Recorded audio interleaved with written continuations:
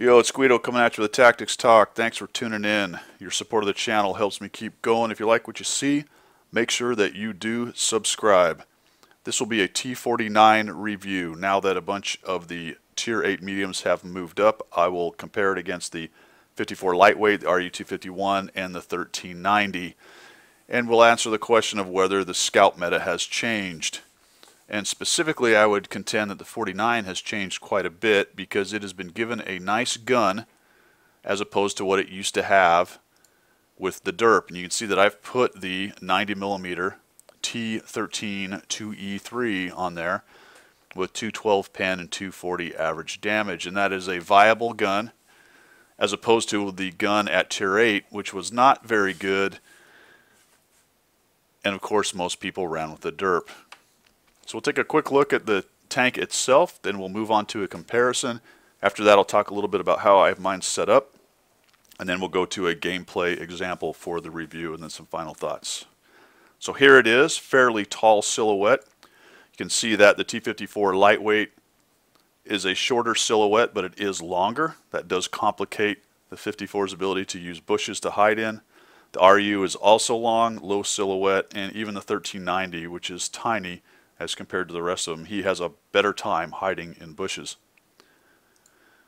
But that being said, it's not too bad with the T49 as far as size goes, so let's take a look at the comparison.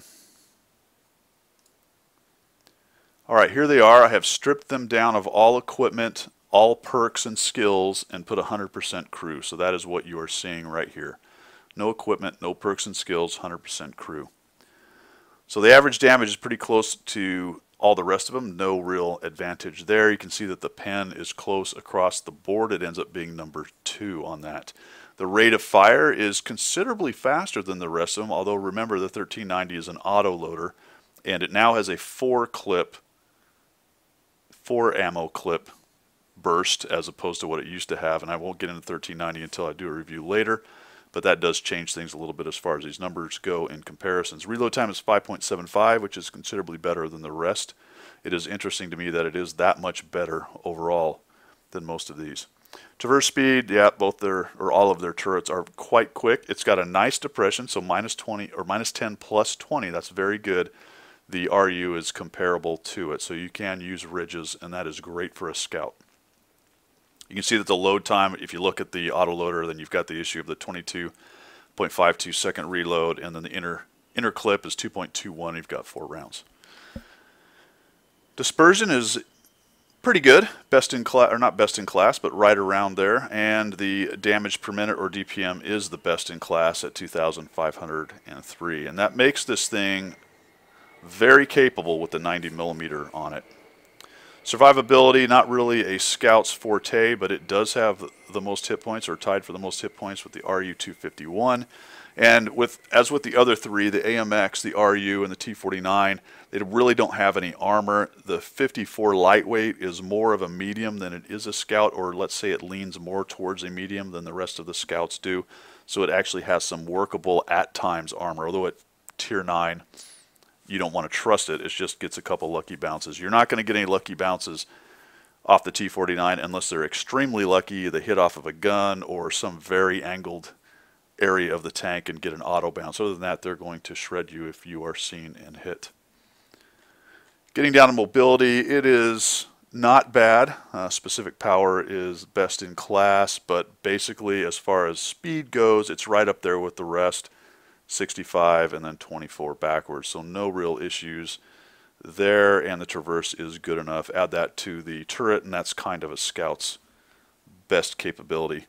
Raging around people and keeping the turret on them is not a problem for most scouts. If you get down to the concealment, then you can see that it is at 15.24%, and that is right in there with the rest of them. Not best in class, but it does do a pretty good job of hiding, especially if you add a good crew in there like most of the scouts. View range is 410, tied for best in class with the 251. Add in the skills, perks, binocs, whatever it is you're using, optics, that kind of thing, and then you can really push it out there quite a ways and do some good spotting. So as you can see, it doesn't really excel in any areas much more than the rest of them, except that right here interestingly, it's got much more DPM. That is a considerable amount more than the rest of the tanks at Tier 9. So definitely one of its strengths. Let's take a look at how I have mine set up. You can see that my crew is here. Decent crew. They're 3 skills and working on their, 2 skills and working on their 3rd skill. And I am running with a camouflage net, binocs, and a rammer. The camouflage net and the binocs are not going to be popular with most players. I would say more than likely they would be running a vert stab and probably coated optics, potentially throwing vents in there. But I do still like to run passive scouting, even though I know that it's unpopular and a lot of people are against it. It's just one of the things I like to do. I like to be able to swing into that role if I need to. And the rest of the tank's soft stats are good enough that I'm not too worried about losing out on vents or the vert stab. Still, you will find a lot of people saying, get rid of these 2 and run one of those other things. They're better. I am running a small repair kit, a small first aid kit, and an automatic fire extinguisher. And I'm carrying 6 heat and 40 APCR, no HE, on this gun with the 90mm. Alright, that's how I've got it set up. Let's take a look at some gameplay. Here's our example of gameplay loaded into Malinovka. And it is a 3-5-7 battle, and I am middle tier in my T49 Tier 9 Scout. I have spawned in the front on the west spawn, and my initial move is going to try to get over into the bushes in the middle. This is a high risk, high reward move. Probably not the best idea in retrospect based on the fact that there are so many enemy scouts, and it is highly likely that at least one is going to get far enough forward, maybe even YOLO into the field, that they're going to see me. But I'm going to go ahead and try this out as I am trying to see what these scouts can do. So one of the things that's a strength of a scout is it carries its camo even as it moves, and I really hoped that I'd get up here, but it looks like that 12T was just there in time. I get spotted, and you would think I'd get vaporized here. I get very lucky indeed that I don't get killed by one of these big tanks, and more than likely it looks like they've got plenty of other targets to hit. I'll take one hit from the Bat Chat 12T, and now I've got to get out of there. So for the moment, while there are so many scouts running around with such good view range as well as mediums, that is a very difficult move to make happen, especially at Tier 9/10 and to some extent at Tier 8. You can see right there, there's some stun numbers sitting on top of the T95 and the FV. The Arty has hit them. Take a look at that low, and we'll just go ahead and get out of here and head over to where the scout can be useful in another spot. I'm not able to get into that bush in the middle and hold it and sit there and light them up, so there's no sense in fighting over there, because any more fighting I'll do over there, I'll be poking out in the open and be taking aggro from everybody at their cap. You can see the FV is driving stupidly out in the open right there, getting spotted, and then he just stops and looks, and holy macaroni. So there, one of their scouts is over there, and you can see the accuracy of the T90 or the 90mm on the T49. So that gun changes what this tank can do quite a bit. If you're going to run the derp, then you've got to do all the things you used to have to do in the derp. Get close to your work, be happy to take those kind of long-range derpy shots, all those kind of things. I'll take a shot on this 12T. But if you're running the 90mm, you have a lot more options. Now that bush right there that I got into, if you're going to get right up in like I did and shoot, you're probably going to get spotted, because more than likely there's going to be one of their guys sitting here where that RU is. Just know that, and if you're going to shoot, immediately back out. If as you back out your sixth sense does not go off, then you can stay in and do your thing. So I'll just take the opportunity to hit that RU. There's only one Arty in the game, and he's probably busy shooting up on the hill right now because they have been engaged up there. And you can see that the stun numbers are showing up there. So I am fairly confident that I'm able to get up in here, take shots, and back out and not get nuked by Arty. So get in here, and now I'm running my passive capability. I've got the binoculars up and hopefully start burning through and find some tanks here. And the team is doing okay, not great. We've lost a tier 10. That FE went down quickly. There's the Sturv S1, the premium over there, and a lob shot. Now, just what I said, I figured I'd be spotted, so I'll back up. And we're starting to lose up on that hill, unfortunately. Now, I considered going up onto, let's try to get a shot here, actually get one in. I considered going up the hill and helping those guys, but the problem with that is I will just get shot in the face. And it's unlikely, based on what they have up there, that I'll be able to push uphill into them and get around behind them. Plus, it looks like the Mutz is about to die. So the plan now is to try to hold them from coming off that hill. With me right here and my binocs cooking, I'm hoping that I can light them up if they try to start peeking over the edge and that kind of thing. Unfortunately, I stuck my front of my tank out there, and I didn't want to do that. So I'm tucked up into here. I watch that bat chat. The problem with this spot is, and you see me shift my hole right there, is my rear end sticks out just a little bit. And if they get down to where the church is, they may see me, so I had to shift around. And of course, you can see that that is a bit dangerous because now I am well exposed. If I get seen right here, the whole side of my tank is up on the side of this hill. I'll move up, get the binocs going again. And the entire team is now in kind of a defensive crouch, right? We've lost quite a few tanks.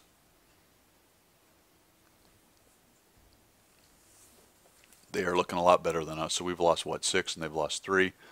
And now we've got to try to see if we can work on these guys as they come at us.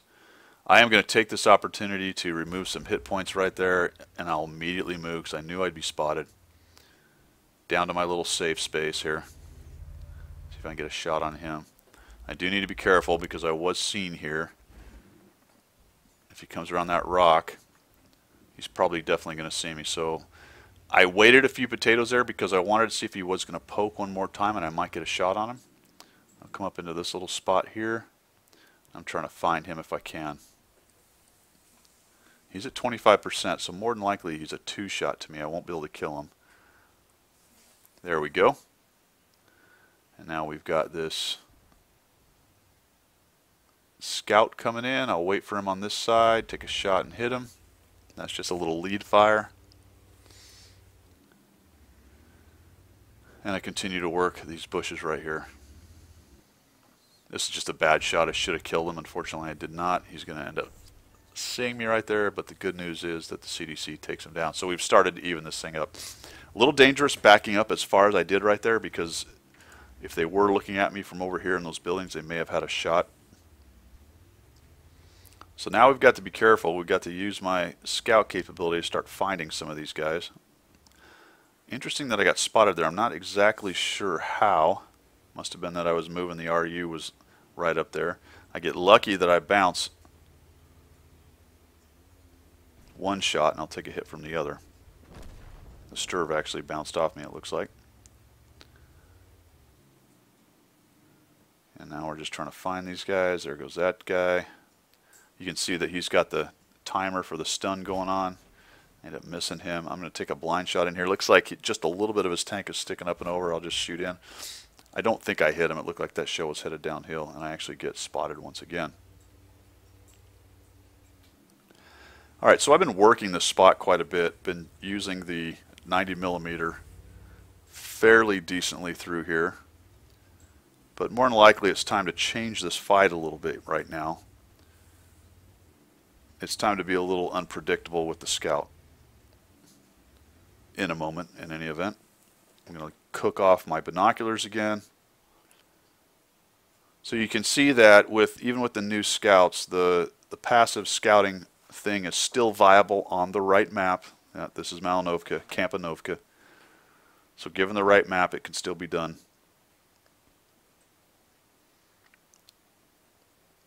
Just giving a few potatoes. This is where you need to be patient in a game like this. I've got a couple big TDs sitting back there and Artie. There's no need to go screaming at them. You can tell that our team is not positioned really great. There is a scorpion back in those bushes, and that's a good thing. So I say, hey, let's go get rid of this IS-3. I'm trying to tell the Artie that I'm going up there.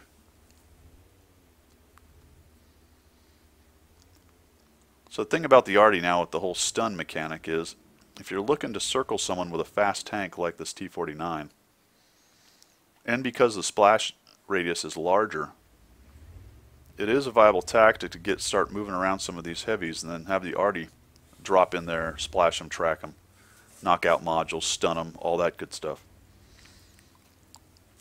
It was the same thing in the past, but the problem was they tended to miss so much. So it was a much more of a crapshoot. Now they're not going to one-shot them or do as much damage as they used to, but they will harass them more. I'm going to find this guy right here. He's at a lot more hit points than I thought he was, and once I saw that, I thought, wow, this is not great. He's just going to come around. I didn't want to stay on the other side of that rock because I knew their arty would hit me, so I just have to go around, accept the hit, put one more on him, see if I can get a shot on him here. I get tracked, not good, and their arty kills him. So you can see their arty hit me for 207, stunned me, and tracked me. But I fixed it, so I used the repair kit. And you can also see the new game mechanic of the reusable repair and medical kits. They're both timing down. The cool down, or whatever you want to call it. Alright, so the IS-3 is gone. I'm owning this hill for the moment. I am concerned about the RU, so I don't want to be seen by the TDs, but I'd love to find that RU and get rid of him. So this is a great spotting bush for the hill. The only issue is that it is exposed right here in case he comes up the side, so I do have to kind of pay attention. I also can't see if he comes up on the red line. See how the ground is blocking it? There's a bush to the left of me where I could do both of those.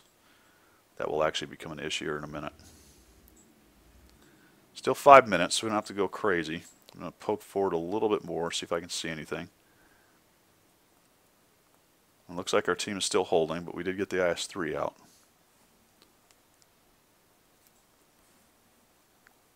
It's still not quite the time to get YOLO down there and start hitting things. It's coming close though. Okay, there goes the Sturv. Alright, so their scout went by me there, unfortunately. And I am trying to do my best to not get hit by arty. Whammo. So there's the stun again. Can't fix it. There we go. 6 seconds, 5 seconds. So another hit by a 261, this time 278. The interesting thing about the 261 is if in the old days, if he'd have hit close enough, probably would have completely taken me out. Of course, with the larger splash, he's able to hit me more often. Just not for the same amount of damage. Now if he'd have hit me directly, it would have been over on either the old days or today. Good news is he splashed quite a ways away. So I'll just go back to the same spot. More than likely that RU ran away. Unfortunately, the trade of hit points wasn't good because I lost hit points, they didn't.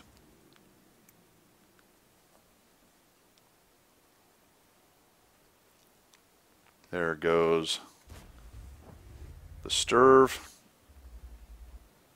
Get a bounce right here. That thing is highly angled. Fortunately, I'm shooting heat at him still. I haven't realized what I've done there. Take another shot in there. Nope. Now I'm not being spotted. There goes their T49 E5. I wasn't being spotted while I shot. So we'll just wait here and see if we can't catch him moving. It's like our 261 says he doesn't have any more ammo. So that's interesting, isn't it? He fired so much he ran out of ammo. That was hard to do with the old reloads. Right, there's some of the hit points right there. He's making a runner. I'm not sure what he's doing. I think he runs up here. I don't know if he's still spotted. He goes off the edge and then he wipes out. Okay, so I'll take that. All right, now we're in a lot better shape. The T95 is way over on the other side of the map. All they've got is the RU. I'll jump in this bush, which is the one I discussed earlier, where you can actually see them climbing the hill from. Just get the binocs going again, see if I can't catch them out. Nope. And we're now down to 2.5, so it's time to get something going here. The FV has actually crossed the field, dueling with the T95. So let's get down. There goes the T95. Our other already got him. All right, excellent. So we're down to 2. It's time for the scout to get in there. Unfortunately, I don't have a whole lot of support close. I think the Scorpion will move in fairly quickly. There's the RU. All right, great. So the RU is way over there. Good news. That means only the arty's over here. And you can notice that I'm on 177 hit points. And one of the consequences of the accuracy and reload buff for arty is that their ability to shotgun now is unreal. So see him just turn into point it, boom. Alright, you could do that in the past, noted. That was still possible. Even a T92 could do that in the past. But I'm telling you, after playing some games and playing quite a few scout games and getting in on arty, that right there is happening a bunch more. Even more than it used to. Probably slightly worse than when Auto Aim Plus was still allowed in the game. So yeah, that was crazy. Ends up killing. Now on a low hit point, all I needed to do probably was splash, and that's another issue right there because the splash radius is so much bigger. That adds to the issue of the shotgunning of scouts. Alright, so what did we learn right there about the T49? The scout meta is more or less the same as far as this type of map where you can do some passive kind of scouting. I'll do some other reviews of the other lights later on, but what I have found in the city maps and some of the non-campy maps is it's becoming a bit crazy. There are lights running everywhere, and the game is not developing like it used to, especially when you get a pack of lights and mediums swarming in on the other team. That may change, that may not be permanent. People will eventually stop playing as many lights, potentially, unless that is what the meta turns into. But that's what I'm seeing right now. So for the T49, quite a different tank with that 90mm on it, rather than running the derp. It can now play more like a traditional kind of scout, more so than it used to, or it was kind of a fast KV2 with the lull derp thing going on. So pretty good tier 9 scout. I hope you enjoyed the review. If you like what you see, make sure you subscribe. Otherwise, we will see you. Following will be the stats from this game.